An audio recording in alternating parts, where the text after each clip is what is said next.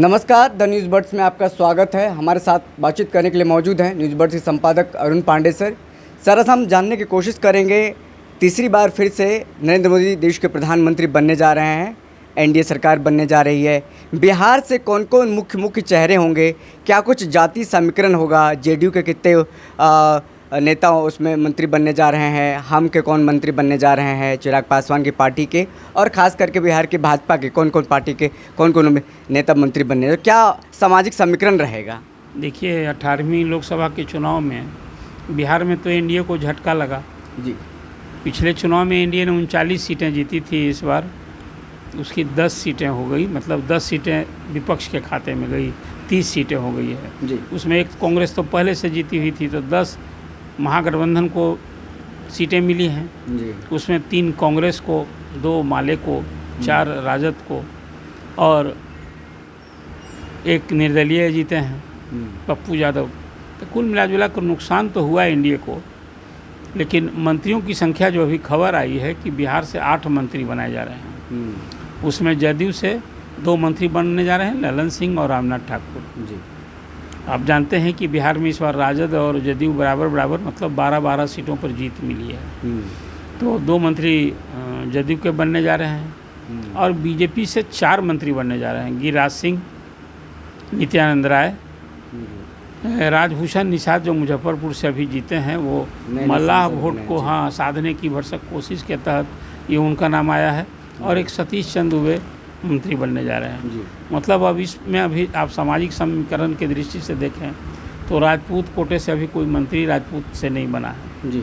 और अति पिछड़ी जाति में रामनाथ ठाकुर का नाम तो ज़रूर आया है, वो मंत्री बनाए जा रहे हैं, लेकिन अभी बिहार में 36% अति पिछड़ों की आबादी, 112 जातियाँ हैं, तो उसमें अभी कोई मंत्री नहीं बना है। मुझे लगता है कि अगली बार कोई विस्तार होगा, इसलिए कि बिहार में अगले साल चुनाव होने हैं, बिल्कुल, तो फिर कुछ लोगों को अवसर मिल सकता है।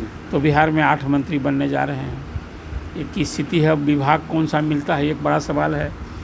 अभी गिरिराज सिंह के पास तो ग्रामीण विकास था जी। और कोई महत्वपूर्ण विभाग तो ऐसा भी मुझे नहीं लगता है कि जो खासकर पब्लिक सर्विस ओरिएंटेड, जैसे कि कुछ हो। अब भले जदयू की ओर से चर्चा थी कि वो चाहिए रेल चाहिए, हालांकि एक आभास लग रहा है कि कहीं इस बार जदयू को ललन सिंह को ऊर्जा मंत्री का प्रभार मिल जाए, चिराग पासवान को भी कोई अच्छा ही विभाग मिलेगा, और मांझी जी की वरिष्ठता को ख्याल रख के मुख्यमंत्री रहे हैं, तो उन्हें भी कोई संभव हो नित्यानंद राय को इस बार प्रमोशन मिले। कहीं रामनाथ ठाकुर तो राज्य मंत्री बनाए जा रहे हैं, पहले से तय हो गया है। बाकी जो 3 मंत्री बनेंगे उसमें मुझे लगता है कि सब राज्य मंत्री ही बनेंगे। तो बिहार से ये स्थिति है। 58 मंत्रियों की भी सूची आई है, उसमें 2 बड़ा प्रमुख है। वो ये कि तमिलनाडु के जो प्रदेश अध्यक्ष थे अन्नामलाई, वो चुनाव हार गए थे, उन्हें भी मंत्री बनाया जा रहा है। और पंजाब में वहाँ बिट्टू थे, वो रणधीर बिट्टू, वहाँ लुधियाना से, वो भी चुनाव हार गए, उनको भी मंत्री बनाया। ये 2 ही प्रदेश है बीजेपी का जहाँ की गुजरात, वहाँ तमिलनाडु में सीट नहीं, लेकिन अन्नामलाई दुलई के कारण वहाँ एक अच्छा प्रभाव माना गया, और वहाँ भाजपा को उम्मीद थी कि सीटें में मिलेगी। अब वोट तो बढ़ा है वहाँ जी।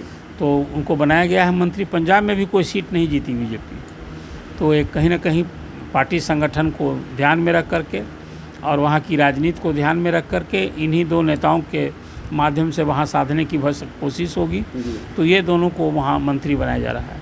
अभी तो इसके बाद इसी महीने के अंत में भाजपा के नए अध्यक्ष का भी, राष्ट्रीय अध्यक्ष का चुनाव होना है, इसलिए कि जेपी नड्डा का कार्यकाल इसी महीने समाप्त हो रहा है। तो जेपी नड्डा भी केंद्रीय मंत्रिमंडल में शामिल किए जा रहे हैं, और उनकी जगह लगता है फिलहाल, जो अभी तो कई नाम चर्चा में थे, उसमें भूपेंद्र यादव का नाम आगे था, उसमें मध्य प्रदेश के चीफ मिनिस्टर का भी नाम था, लेकिन उनका कैबिनेट में नाम हो रहा है। धर्मेंद्र प्रधान का भी नाम था, तो वो भी कैबिनेट में, केंद्रीय कैबिनेट में फिर अभी देख रहे हैं कि नाम आ रहा है। भूपेंद्र, उनको धर्मेंद्र प्रधान की तो चर्चा थी कि वो वहाँ मुख्यमंत्री ही बनाए जा सकते, उड़ीसा के जी। लेकिन अब तो यदि यहाँ केंद्रीय मंत्रिमंडल में उनको जगह मिल जाएगी, तो मुझे लगता है कि वहाँ के प्रदेश अध्यक्ष जो हैं वहाँ, वो भी चुनाव हार गए हैं, लेकिन वो भी वहाँ के एक प्रमुख चेहरा हैं, उनकी भी चर्चा हो रही थी। तो कुल मिला जुला करके इस साल भी चुनाव होने हैं कई राज्यों में, झारखंड, दिल्ली, 4 स्टेट में चुनाव होना है। तो बीजेपी ने इस सब को ध्यान में रख करके किया है, लेकिन अभी तो पूरी कैबिनेट बनी नहीं है, अगला विस्तार होगा। केंद्र में 80-81 मंत्री बनाए जा सकते हैं। तो आज प्रधानमंत्री नरेंद्र मोदी तीसरी बार जवाहरलाल नेहरू के बाद, मतलब 1962 के बाद ये पहला अवसर होगा जब किसी व्यक्ति को, राजनेता को तीसरी बार प्रधानमंत्री बनने का अवसर मिला है। तो आज ये अभी प्रधानमंत्री शपथ ग्रहण करेंगे 7:15 बजे, और इसमें कई देशों के राष्ट्राध्यक्ष, 7 देशों के राष्ट्राध्यक्ष इस बैठक में शरीक हो रहे हैं। कांग्रेस की ओर से अभी कांग्रेस अध्यक्ष मल्लिकार्जुन ने शरीक होने की बात कही है। हालांकि ममता बनर्जी तो इस फंक्शन को बाइकआउट कर रही है, वो नहीं आ रही है। कुल मिला कर अब इसमें भी एक सियासी राजनीति, हालांकि शपथ ग्रहण समारोह में तो नहीं होना चाहिए था। और एनडीए को महागठबंधन के रूप में तो बहुमत मिला ही है ना, उसे 292 सीटें मिली हैं, तो जादुई आंकड़ा से अधिक तो मिला ही है। भले ही बीजेपी की अपनी सीटें 63 सीटें घट गई, वो 303 सीटें थी जो 240 हो गई है, तो अब हाँ बहुमत मिला है। और जिस तरह की बातें हुई है, मुझे लगता है कि सरकार भले ही खुद का बीजेपी को बहुमत नहीं मिले, एनडीए की हनक कायम रहेगी, और जो प्रधानमंत्री ने सारे वायदे किए हैं वो 100 दिन में हम क्या करेंगे वो सब एजेंडे पर काम करेगी, ये उम्मीद की जा सकती है। चलिए, ये उम्मीद की जा सकती है इस बार जन सरोकार के मुद्दे उठाए जाएंगे। अब कुछ ही देर बाद देखिए प्रधानमंत्री मोदी तीसरी बार फिर से एक बार प्रधानमंत्री बनने जा रहे हैं। फिलहाल इस खबर में इतना ही। बहुत बहुत शुक्रिया।